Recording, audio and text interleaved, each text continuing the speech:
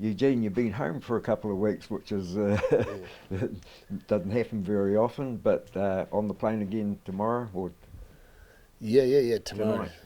no, tomorrow afternoon. Yeah, it's good to have a little bit of reprieve.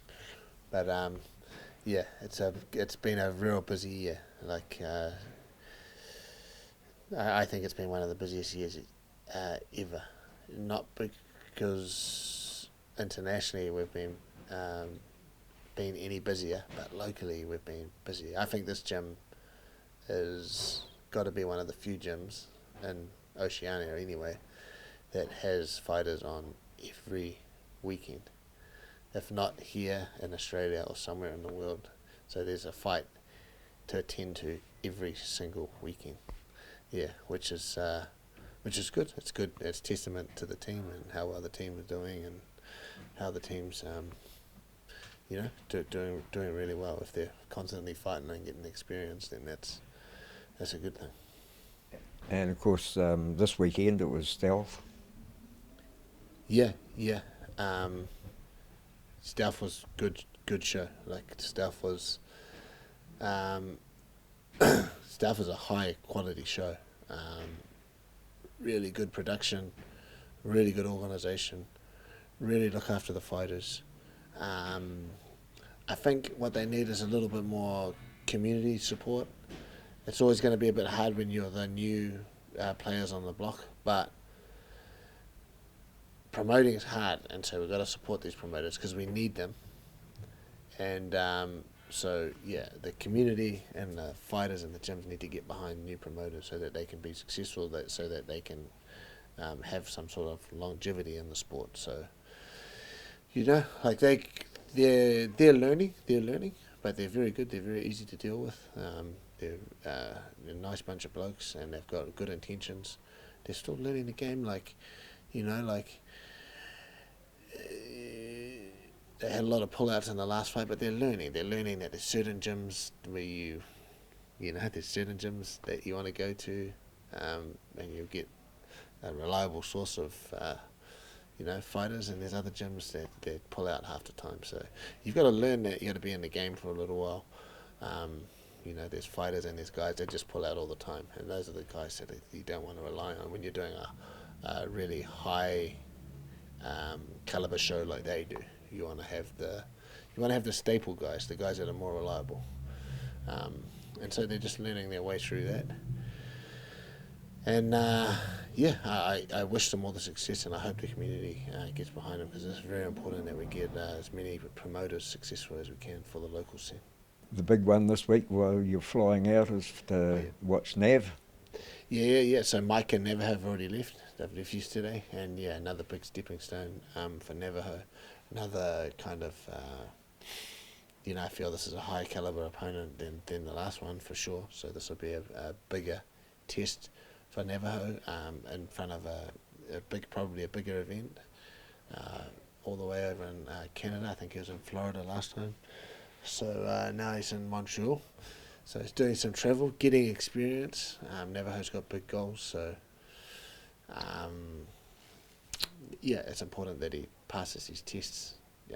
But he's in line to do everything that he needs to achieve success. He's very very diligent trainer, very good at picking up things, very good at listening. Um, yeah, he's your model kind of like professional fighter, at least at the moment in these younger years. If he can keep this focus and he can keep the drive that he has now, I don't see why he can't go a long way in the sport. So I'm looking forward to this test on Saturday night, Sunday afternoon, New Zealand time. Um, no problems in the camp, no injuries, nothing to be concerned about. Nah, nah, not really, not really. Navajo's got himself. He's put himself slowly but surely into the realm of some of the rest of these professionals in this gym. Um, what I'm talking about is they kind of like they they understand things and get things firing and get things clicking and get flowing right at the time that they need to. Yeah, and that's a phenomenon called peaking, right? Peaking at the right time. As a coach, you kind of want to push to see the strategy and the techniques kind of that you're trying to, that you're trying to learn for the fight. As a coach, you kind of like want to see those almost immediately as soon as you start practicing. You want to see them coming out, and quite often you don't. So quite often that leaves you. It leaves you kind of questioning yourself, like, are we on the right path here? Have we picked the right strategy? Something that the fighter can grasp really quickly and pick up within the training camp. Have we overcomplicated it? Do we need to suddenly change tact, or do we persist? But then what typically happens, they just always peak at those last like week or 2 weeks.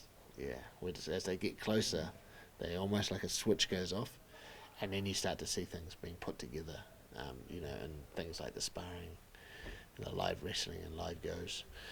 So, yeah, it's just what happens. It's just what happens. I've learned over the years, like just to be a little bit patient, and like these guys, they like to peak like every sort of high level athlete, and so don't panic if you don't see what you want to see early in the camp or even midway through the camp.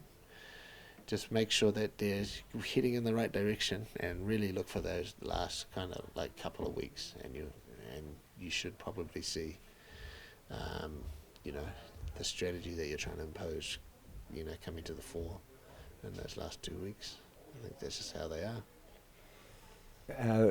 His opponent is any particular thing that you have to be wary of? He's an experienced fighter. He's 33 years of age, so he's been around a bit longer than Nev. And anything you had to work on in particular? Yeah, I mean, his experience is a factor. Like he experience is always a factor. Experience is the one thing that, like experience it's very hard to account for. Like you can become fitter than someone, and you can become stronger than someone, and you can become more skillful than someone, but sometimes, even though you have all of those to your advantage, experience can overcome all of those things, and that's why experience is so important. And experience is very hard to balance out the scales, because you can't. You can't balance out the scales on experience. So he definitely has experience. He's like primarily like a stand-up fighter, but he can grapple, and like a lot of these guys that are going to come up against Navajo, they're going to make, even though they shouldn't at this level, but it still happens, they're going to make an assumption that he can't wrestle or scramble, or he's got no defense, and he's got a weakness in some area that's really, really obvious. If he makes a mistake, that's fine. But he can close the distance. He can get into a clinch and grapple.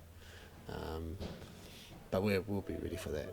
So he's a good fighter. Like we've given him, like we typically do, the utmost respect, and we've looked at his game, and we're ready for wherever it goes. I've just been watching you do one-on-one with Kai. Are we allowed to talk about that yet? Yeah, I mean, Kai doesn't have a date, so yeah, I mean, these professionals, they just got to train. They just got to train. This is how they make a living. They got to train, several hours in the morning, several hours at night, and in the middle of the day if they can. It's a full-time job, so we're just training and preparing. Excuse me. But no solid date on when he's fighting. I know there's a lot of rumours out there, but I can confirm that there's nothing locked in. So hopefully, that gets locked in any day now, and we can, move forward with a kind of a renewed vigour. It's one thing training for a date, and there's a high likelihood you might be on that date, but when you sign your name on the dotted line, it becomes really real. So we're just waiting for that. Do you think we should close this interview and do another one for when it happens? Yeah. We could. We could maybe, because I might be away. Okay, I think that's what we'll do. I think we'll make it and if it's announced through the week and you're not here, I can put it up anyway. Yeah, maybe. Yeah. Okay. All Well, good. thanks for this interview.